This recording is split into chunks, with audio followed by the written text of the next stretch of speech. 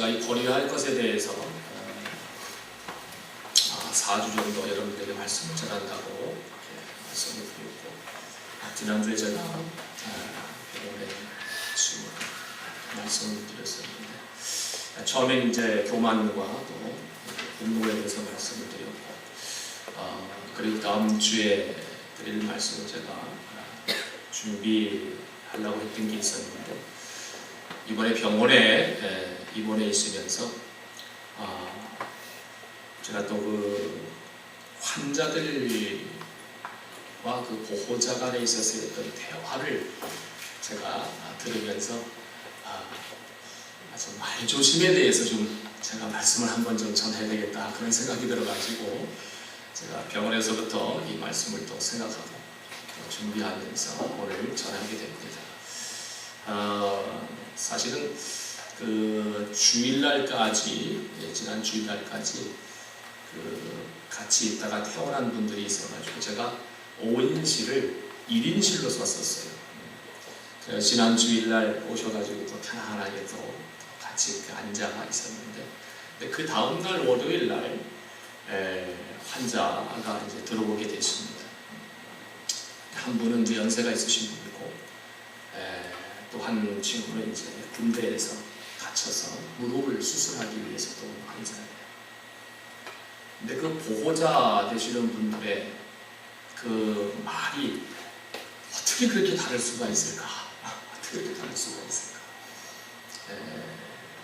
한 분은 이제 75세 되시는 분이 이제 나무에 올라가서 수세미를 따다가 그만 떨어져서 목을 다치게 되셔가지고 들어오시게 됐어요.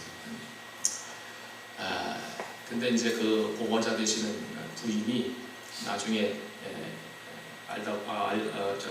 대화하다 보니까 그 성당에 나가시더라고요.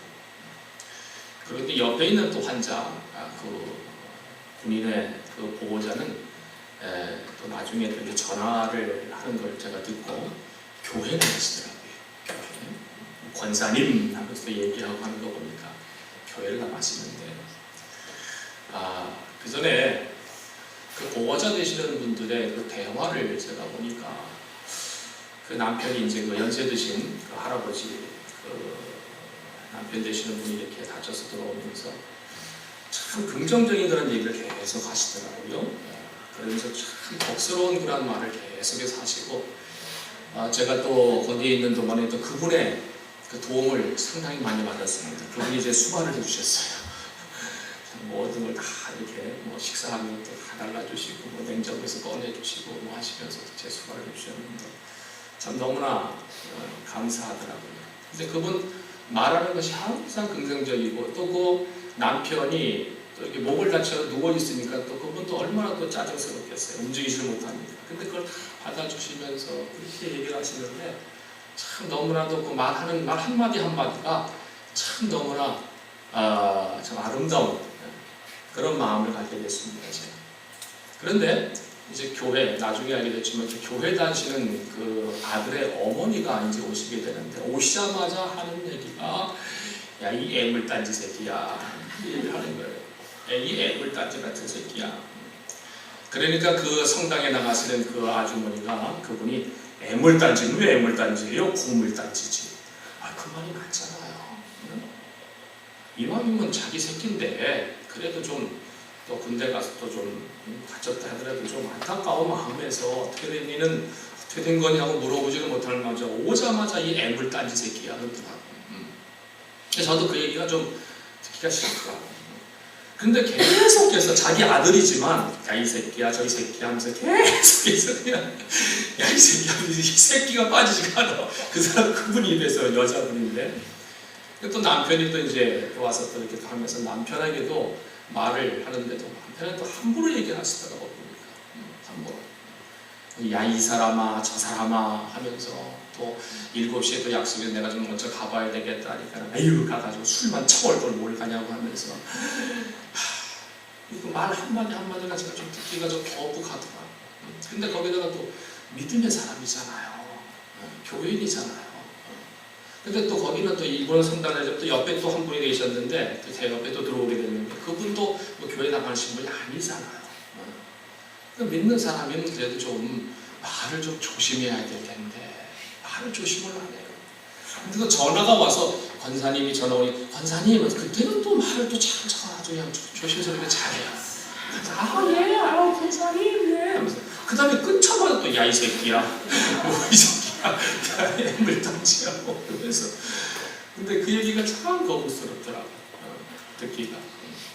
그래서 야 우리 믿음의 사람들은 어딜 가든지 좀 말 조심을 해야 되는데 왜 주위에 또 믿지 않는 사람들이 있는데 너무나 대조가 되는 거예요.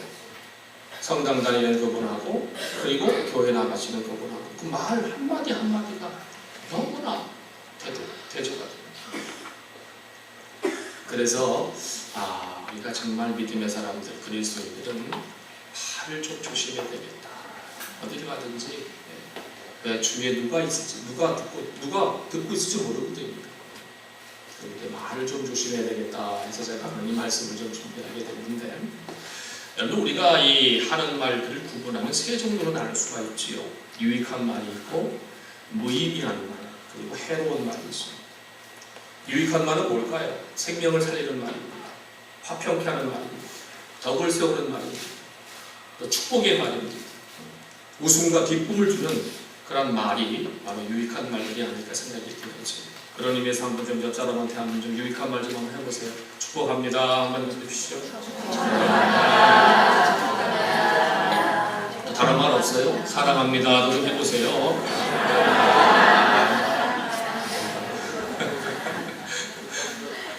또 다른 말 없어요? 응? 응? 좋아요. 무의미한 말은 뭘까요? 보통 쓸데없는 말이라고 할 수 있겠지요. 쓸데없는 말. 해도 그만, 하지 않아도 그만이. 그런 말들이 있지. 또 해로운 말이 있습니다. 이거는 생명을 죽이는 말입니다. 분쟁을 일으키는 말입니다. 화를 자초하는 그런 말입니다. 남을 험담하는 그런 말입니다. 나쁜 소문을 퍼뜨리는 그런 말들이 있겠지요.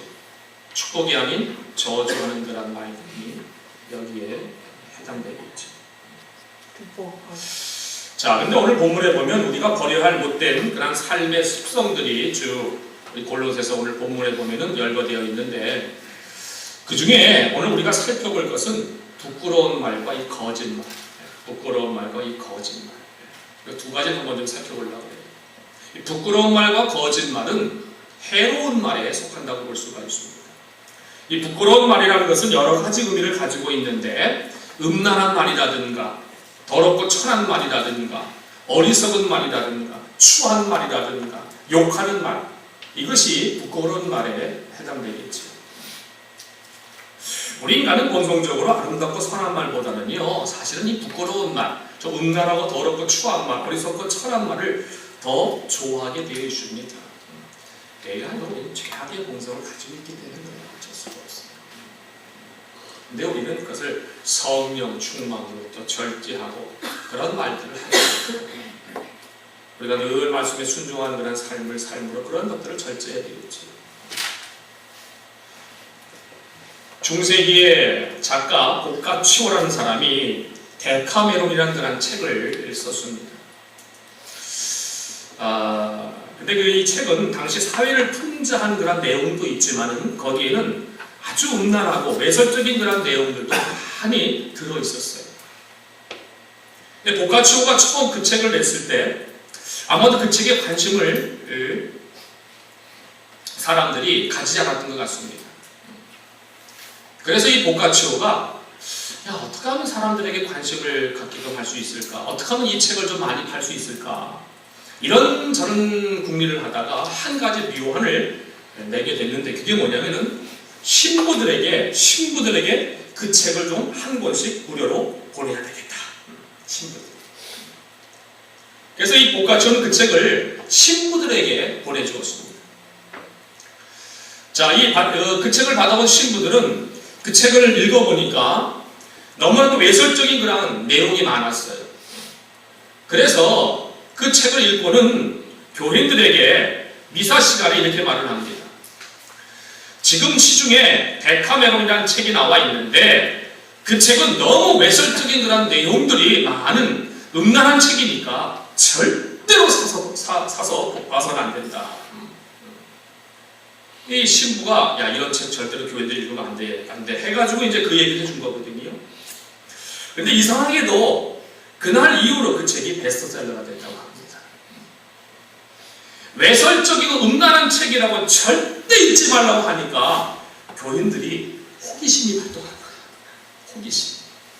그래가지고 그 책을 너도 사가는 바람에 아주 유명한 책이 되어버리고 말았다고 합니다.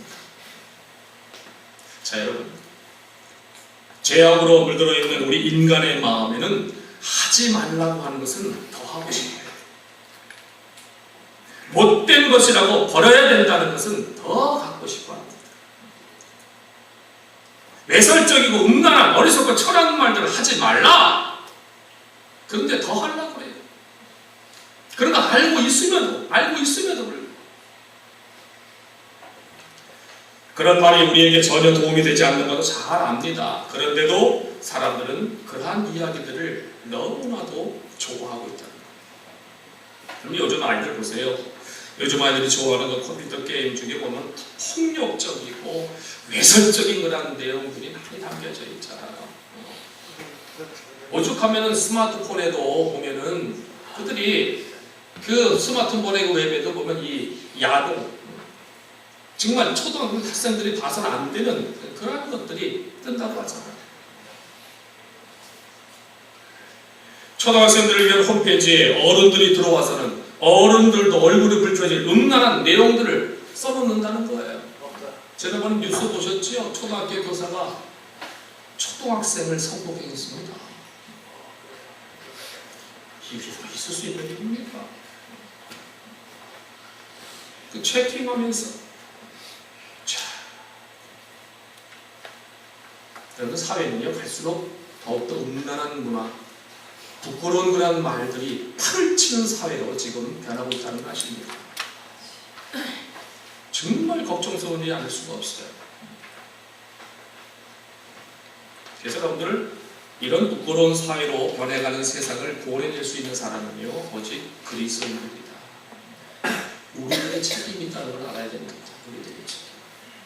이럴 때일수록 우리 그리스도인들은 더욱더 바른 어른 생활로 이 시대에 참되게 살아가는 그런 삶의 모습, 희망적인 사회를 만들어가는 언어 생활의 본을 우리들이 보여줘야 된다는 거예요. 우리 그리스도인들이 보여줘야 된다는 거예요. 여러분들 가정에서 자녀들에게도 마찬가지입니다. 부부간에도 마찬가지입니다. 본이 돼야 돼요. 우리가 바른 말을 하면 부끄러운 말을 일삼는 사람들이 부끄러움을 알게 될 거예요. 그래서 디도서 2장 8절을 한번 좀 읽어볼까요? 나왔나? 예, 감사합니다. 읽어볼까요? 시작.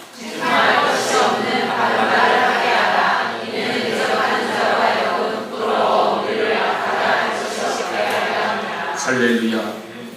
우리의 바른 언어 생활이 우리의 대적, 바로 세상을 음란한 문화로 바꿔가려는 사람들에게 부끄러움을 알게 해줄 것이다. 알게 해줄 것이다. 우리의 바른 언어 생활. 어느 자리에 가서 음란하고 더러운 말들이 나오면 우리가 앞장서서 그 말들을 좀 가로막고 좋은 말, 선한 말, 아름다운 말, 좀 은혜스러운 말들을 할 수 있도록 화두를 좀 바꾸는 것이 좋다는 거지요. 그냥 막장구 치면서 희덕거려서는 안 된다는 거지요. 부끄러운 말에 부끄러운 줄을 알아야 된다는 말입니다. 누군가를 욕하는 말들이 쏟아져 나올 때는 조용히 그 분위기를 좀 바꿔야 돼요. 함께 욕하고 함께 흉보고 함께 저주라는 말에서는 절대로 안 됩니다. 저나 여러분들이나 부끄러운 말은 우리 입 밖으로 드러내지도 말고 우리 안에 머물러 있지도 못하게 할 수 있기를 주님의 이름으로 축원합니다. 그래서 이 야고보 사도가 우리에게 이렇게 책망하는데, 자, 야고보서 3장 8절에서 12절에 있는 말씀을 한번 좀 읽어볼까요? 야고보서 3장 8절부터 시작. 너희들이 그들의 사랑이 없나니 주지 아니하느라고 주님은 우리가 다스리시오.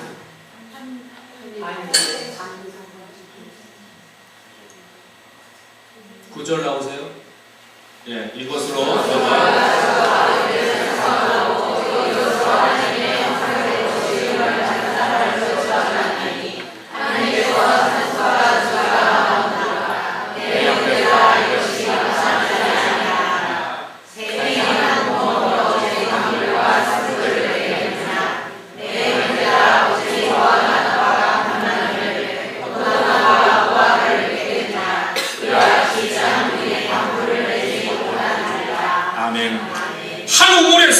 단물과 쓴물이 동시에 나올 수 없는 것처럼 하나님을 찬양하는 우리의 입에서 어찌 저주하는 말, 부끄러운 말, 어리석은 그러한 말, 남을 해치는 그러한 말을 내뱉을 수 있냐 그 말이지요.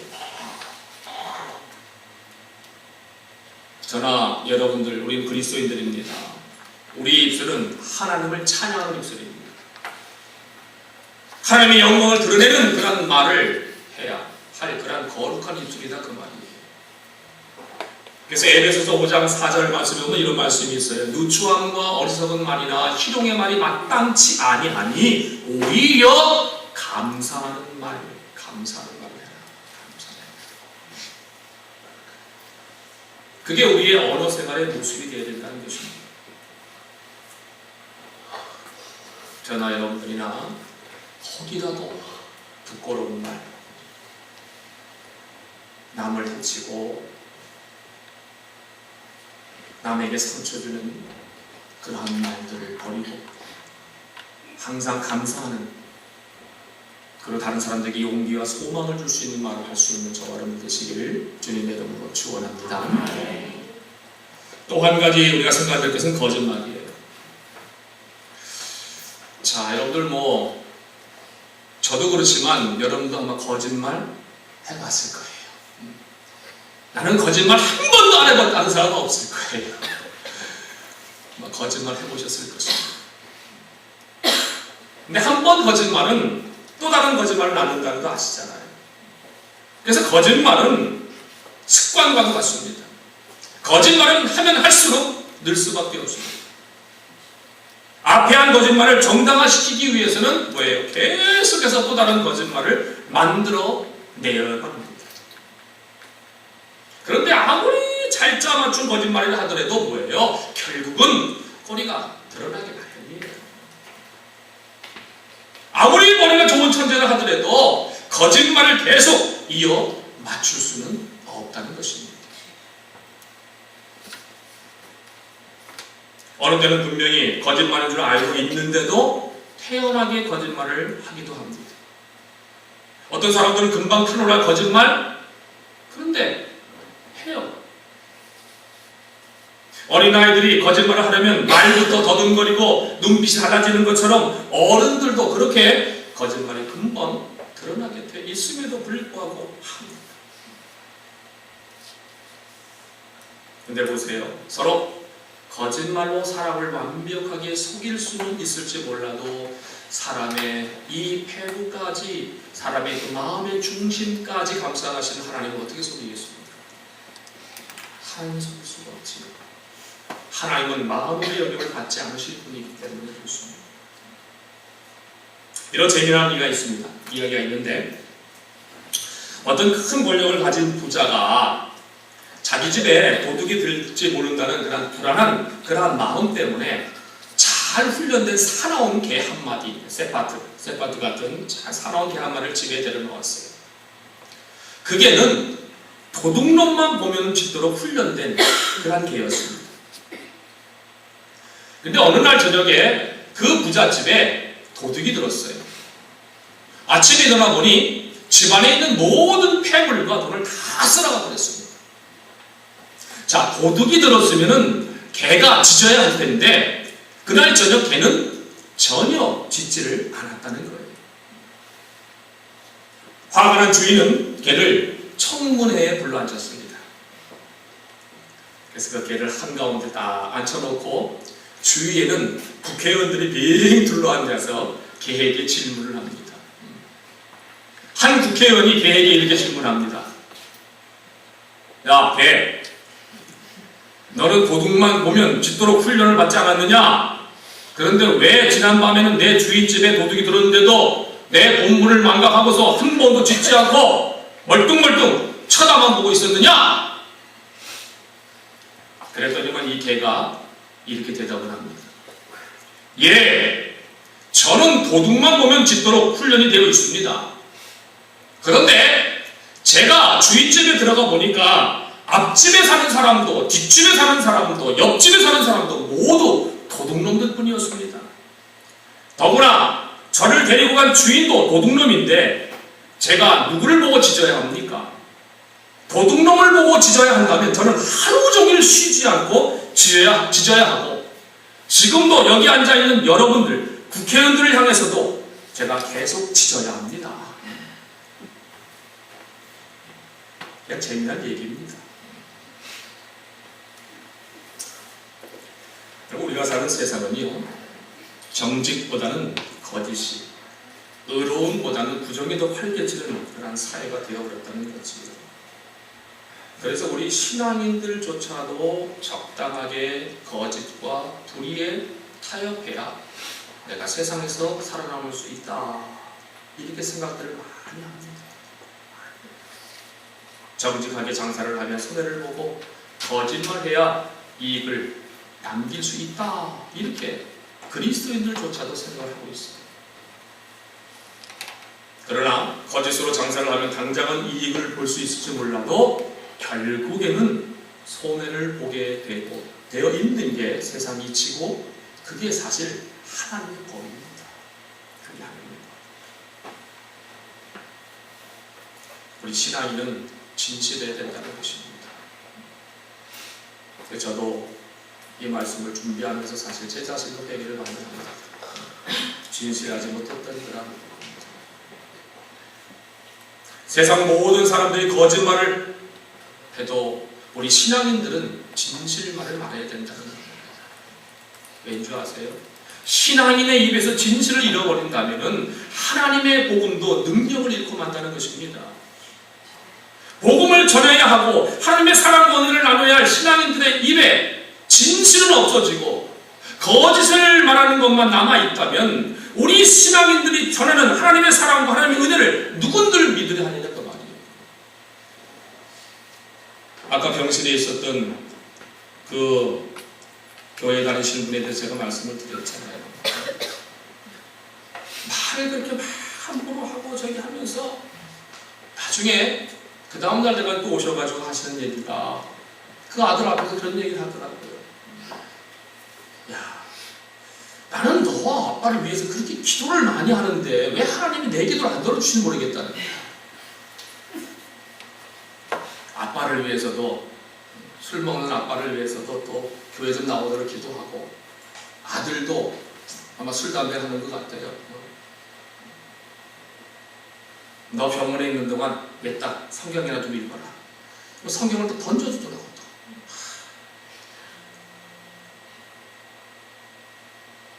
말과 행동이라는 것이 신앙인으로서 아무리 자기 아들이고 가족이지만, 가족한테도 그러는데 모르겠어요. 남한테는 또 어떻게 했는지 모르겠어요. 함부로 얘기하고 부끄러운 말 하면서 왜 하나님이 내 기도를 안 들어주시는지 모르겠다고. 기도가 문제가 아닙니다.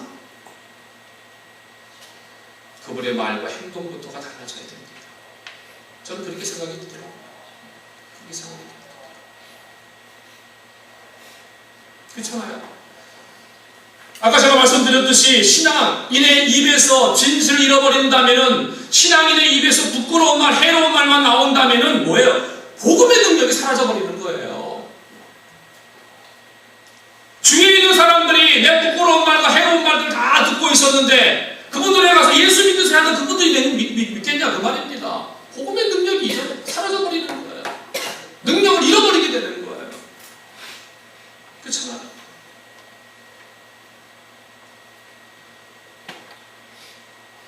그러게 우리 신앙인들 입에서는요, 항상 거짓말이 있으면 안 된다는 거예요. 하나님께서는 당신의 백성들이 거짓말하는 것을 굉장히 싫어하시잖아요. 그죠? 십계명 가운데 제9계명이 뭡니까? 내 이웃에 대하여 거짓 증거하지 말라고 하잖아요. 거짓 증거하지 말라고. 디모데전서 4장 2절 말씀에는 거짓말하는 자를 가리켜서 양심에 화인 맞은 자라고 말씀을 하고 있어요. 물론 우리가 살아가다 보면요, 때로는 거짓말이 필요할 때도 있습니다. 그래서 우리는 그것을 하얀 거짓말, 선한 거짓말 이렇게 얘기하죠. 그죠? 거짓말이 좀 필요할 때도 있어요. 탈무드에 보니까요, 탈무드에는 두 가지 경우에 한해서 거짓말을 해도 좋다고 말을 하고 있어요. 첫째는 누가 이미 물건을 샀어요. 그래서 이 물건 어때? 그렇게 물어보면은 좋아 이렇게 얘기를 하는 거예요. 그 물건이 좋지 않더라도 이미 그 사람이 그 물건을 샀단 말이에요. 물어보면 좋아. 설령 그것이 좋지 않아 보여도 좋아라고 말해주라는 것입니다. 그리고 두 번째는 친구가 결혼을 했을 때 그 부인이 비록 미인이 아닐지라도 야, 네 부인 미인이다. 너무 이쁘다. 이야, 대단해. 행복하게 살아. 이렇게 말해주라는 거예요. 이 두 가지의 경우에는 거짓말을 해도 용서받을 수 있다고 합니다. 다르게 말해주어서 결국 유익이 되지 않을 때는 상대방의 행복과 기쁨을 위해서 거짓말을 해줄 수 있다는 거지. 다른 사람에게 유익을 주고 행복을 주고 기쁨을 주는 거짓말, 이것을 이제 우리가 하얀 거짓말이다, 선한 거짓말이다 뭐 이렇게 얘기하는 거예요. 그러나 오늘 본문에서 너희가 서로 거짓말을 말라 9절에 말씀하시죠. 너희가 서로 거짓말을 말라고 했을 때 이 거짓말은 그런 거짓말을 뜻하는 것이 아니죠. 사람을 속이기 위해서 때로는 하나님까지 속일 수 있는 것처럼 생각하고 내뱉는 말, 그 거짓말. 우리는 진실을 말하는 사람이야 하고 진실을 행하는 그런 사람이 되어야 될 줄로 믿습니다. 저나 여러분들은 정말 진실을 말하고 그리고 진실한 행동을 할 수 있는 사람들이 될 수 있길 바랍니다. 시편 141편 3절에서 시편 기자가 이런 고백을 해요. 여호와여, 내 입에 파수꾼을 세우시고 내 입술에 문을 지키소서. 우리 입에 파수꾼을 세우지 않으면 우리는 나도 모르는 사이에 부끄러운 말과 거짓말을 내뱉을 수밖에 없다는 것입니다. 하나님께서 우리의 입술에 세우신 그 파수꾼으로 하여금 모든 부끄러운 말 그리고 거짓말은 우리 입 밖으로 절대 나오지 못하도록 철저히 차단하시고, 오늘 성경 말씀에도 너희가 서로 거짓말을 하지 말라, 옛사람과 그 행위를 벗어버려라. 부끄러운 말과 거짓말은 옛사람의 행위다. 옛사람의 행위다. 네가 거듭나기 전에, 네가 그리스도인이 되기 전에, 네가 예수를 믿기 전에 했던 그런 행위야. 그런 것은 버려. 오늘 그 말씀을 하는 거예요. 바로 이것은 우리로 하여금 하나님의 백성답게 살아가는데 장애물이 된다는 거지요. 더 나아가 우리의 신앙을 파괴하는 무서운 그런 적이 될 수밖에 없다는 것입니다. 내 입에 파수꾼을 세우시고 내 입술의 문을 지키소서라는 이 시편 기자의 고백이 저와 여러분들의 고백이 될 수 있기를 주님의 이름으로 축원합니다. 그래서 저와 여러분의 삶에서 부끄러운 말, 거짓말 이런 것들은 좀 제해버리시고 우리를 새롭게 하신 하나님의 그 형상을 쫓아 지식에까지 새로워지는 축복된 삶을 누릴 수 있는 저와 여러분 되시길 주님의 이름으로 축원합니다. 축원합니다. 우리 옆 사람들 한번 얘기합시다. 우리 서로 말 조심합시다. 다시 한번 얘기하세요. 우리 서로 말 조심합시다. 할렐루야. 하나님 아버지 은혜를 감사합니다. 고청한 정기 부치 위에서 또 이렇게 뼈골절을 위해서 한 주간 동안 병원에 입원했다가 이렇게 또 이번 주일날 강단에서 말씀을 전하게 하시니 감사합니다. 하나님 부족한 종을 용서해 주시고 우리 성도들의 마음을 위로해 주시고 함께 해 주시길 원합니다. 특별히 오늘 말씀을 통해서 우리가 말 조심하길 원합니다. 혹이라도 우리 그리스도인들 신앙인의 입에서 부끄러운 말 거짓말하지 않게 하시고 진실을 말하게 하시고 진실된 행동을 통해서 복음의 능력이 나타나게 하여 주시옵소서. 함께 하심을 믿사옵고 예수님 이름으로 기도하옵나이다. 아멘. 이제는 우리 주 예수 그리스도의 은혜와 하나님 아버지의 극진하신 사랑과 성령님의 위로 교통 역사가마 감동하심이 우리 사랑하는 가정과 함께 모든 성도를 머리 위에와 전에 가정과 직장과 사업과 자녀와 남은 생애 위에 이제로부터 영원토록 함께 있을지어다. 아멘.